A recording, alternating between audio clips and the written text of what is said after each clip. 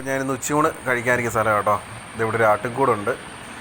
അപ്പം ഞാനിന്ന് പൊൻകുന്നം ഊരാലിയായിരുന്നു റൂട്ട്. തിരിച്ച് ഞാൻ വീട്ടിലോട്ട് പോകുന്നത് പള്ളിക്കത്തോട് കൂടിയായിരുന്നു കേട്ടോ. അപ്പോൾ അവിടെ മൂഴൂർ എന്ന് പറയുന്ന സ്ഥലമുണ്ട്.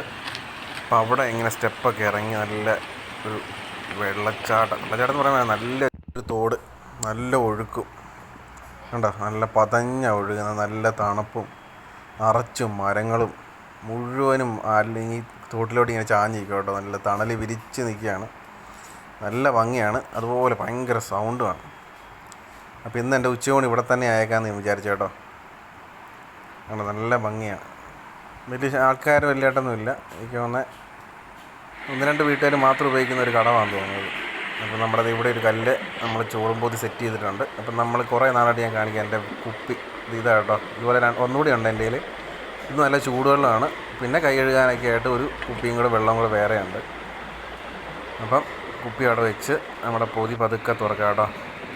അപ്പോൾ നമ്മുടെ കക്കാർച്ചിയും ചുണ്ട് തോരനും അച്ചാറും എല്ലാം സെറ്റാണ്. പിന്നെ നമ്മുടെ സ്പെഷ്യൽ രാവിലെ കെട്ടുമ്പോൾ എനിക്ക് ഇത്ര ബുദ്ധിമുട്ടില്ലായിരുന്നു. അടിക്കാൻ ഞാൻ പെടാപ്പാട് പെട്ടു കേട്ടോ. ഒരു കൈ കൊണ്ടല്ലേ പറ്റത്തുള്ളൂ, ഒരു കൈ ക്യാമറ വെച്ച് പിടിച്ചേക്കുന്നുണ്ട്. നമ്മൾ പതുക്കെ തുറക്കാം. നല്ല ആ മസാലയൊക്കെ അതുപോലെ നല്ല പിടിച്ച് കേട്ടോ. നല്ല മണം തുറന്നപ്പോൾ തന്നെ.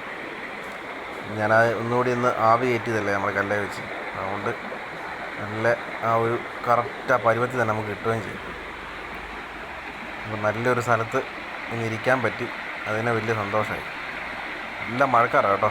അത്യാവശ്യം പെട്ടെന്ന് മഴക്കാർ കയറി വരുന്നുണ്ട്.